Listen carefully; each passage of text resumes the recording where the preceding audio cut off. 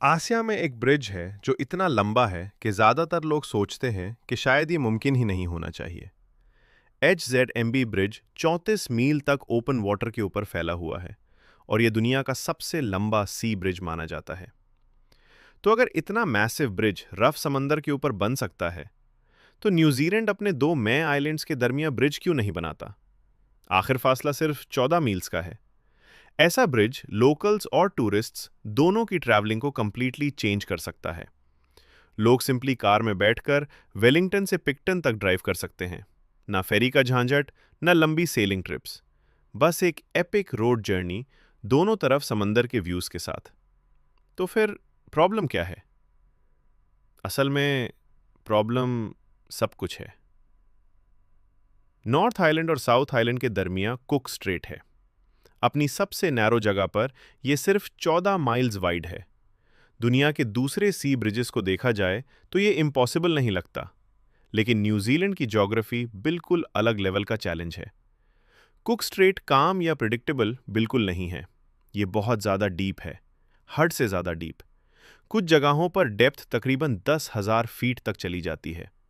यानी अगर आप 7 एम्पायर स्टेट बिल्डिंग्स को एक दूसरे के ऊपर रख दें, तब भी इतनी हाइट बनती है। और पानी भी डेंजरस है। सदियों से शिप्स को इस स्ट्रेट को सेफली क्रॉस करने में मुश्किल होती रही है। आज भी मॉडर्न फेरीज रफ कंडीशंस का सामना करती हैं, इतना कि पैसेंजर्स को सी सिक तक फील होता है। सरफेस के नीचे सिचुएशन और भी डेंजरस हो जाती है। कुक स्ट्रेट के नीचे का सी फ्लोर अनइवन और अनस्टेबल है। इस स्ट्रेट के दोनों एंड्स पर टाइड्स अलग तरह मूव करती हैं। एक साइड टैस्मन सी से कनेक्टेड है और दूसरी साइड पैसिफिक ओशन से। जब एक साइड हाई टाइड होती है तो दूसरी साइड लो टाइड होती है। इस वजह से ह्यूज अमाउंट में पानी इधर से उधर रश करता है, जो बहुत पावरफुल और अनप्रेडिक्टेबल करंट्स क्रिएट करता है। और फिर आता है weather. Cook strait southern hemisphere की सबसे ज़्यादा विंड जगहों में से एक माना जाता है। यहाँ साल के ज़्यादा हिस्से में स्ट्रॉन्ग विंड्स चलती रहती हैं। इसका रीज़न है रोरिक फोर्टिस, एक पावरफुल विंड बेल्ट जो इक्वेटर के साउथ में 40 से 50 डिग्रीज के दरमियान होती है। क्योंकि सदर्न हेमिस्फेयर में ज़्यादातर ओपन ओशन है, हवा बिना रुकावट के स्पीड पिक करती रहती है।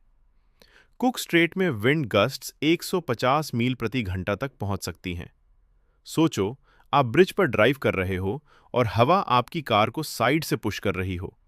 ऐसी कंडीशंस में एक्सीडेंट्स अवॉइड करना ऑलमोस्ट इम्पॉसिबल होगा। और अगर ये सब काफ़ी नहीं था, तो न्यूजीलैंड दो मैसिव टेक्टोनिक प्लेट्स के बिल्कुल बॉर्डर पर लोकेटेड है, इंडो ऑस्ट्रेलियन प्लेट और पैसिफिक प्लेट। हर साल न्यूजीलैंड में तकरीबन 14,000 अर्थक्वेक्स आते हैं। उनमें से सिर्फ कुछ 100 ही लोग फील कर पाते हैं।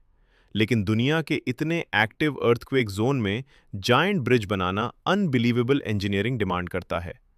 इस पॉइंट पर ब्रिज का आइडिया रियलिस्टिक कम और नाइटमेयर ज़्यादा लगता है। तो अगर ब्रिज डेंजरस है, तो अंडर वाटर टनल का क्या? एक्चुअली ये आइडिया ज़्यादा प्रैक्टिकल लगता है। टनल बहुत से मेजर प्रॉब्लम्स अवॉइड कर सकती है। ना डेंजरस विंड्स, ना रफ वेदर, और ओशन कंडीशन से भी बेटर प्रोटेक्शन मिल सकती है। ट्रैवल टाइम भी ड्रामेटिकली रिड्यूस हो जाएगा। अभी फेरी ट्रिप 3 से 4 घंटे लेती है, लेकिन टनल से ये सफ़र सिर्फ 40 मिनट में हो सकता है। और न्यूजीलैंड पहला कंट्री नहीं होगा जो ऐसा करे। चैनल टनल इंग्लैंड और फ्रांस को समंदर के नीचे कनेक्ट करता है। जापान ने भी सेकंड टनल बनाकर अपने दो मेजर आइलैंड्स को कनेक्ट किया हुआ है। इसलिए टेक्निकली न्यूजीलैंड भी ये कर सकता है। लेकिन एक बहुत बड़ी प्रॉब्लम है, पैसा।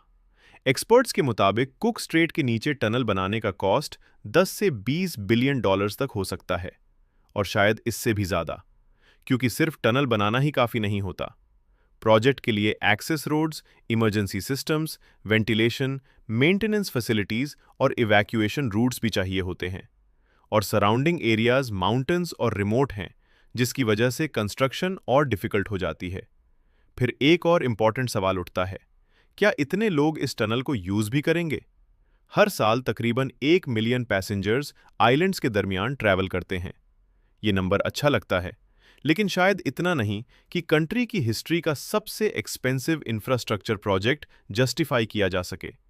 स्पेशली जब पूरे न्यूजीलैंड की पॉपुलेशन सिर्फ 5 मिलियन के करीब हो। जापान और यूनाइटेड किंगडम जैसे कंट्रीज के मुकाबले में ये बहुत छोटी पॉपुलेशन है इतने एक्सपेंसिव प्रोजेक्ट को फंड करने के लिए। तो क्या न्यूजीलैंड अपने आइलैंड्स के दरमियान ब्रिज या टनल बना सकता है? टेक्निकली हाँ, लेकिन क्या उन्हें बनाना चाहिए? शायद नहीं। और ऑनेस्टली हो सकता है फेरी ही इस जर्नी को स्पेशल बनाती हो। कुक स्ट्रेट क्रॉस करते वक्त travellers rugged coastlines, open ocean views, dolphins, seals और कभी-कभी पेंगुइन्स भी देख सकते हैं। और जब फेरी क्वीन चार्लट साउंड के करीब पहुंचती है तो सीनरी बिल्कुल ब्रेथ टेकिंग लगती है। आखिर में शायद फेरी को मेंटेन रखना इतना बुरा आइडिया नहीं है। Thanks for watching. अगर इस वीडियो ने आपकी क्यूरियोसिटी सेटिस्फाई की है तो वीडियो को लाइक करें और अपने दोस्तों के साथ शेयर ज़रूर करें।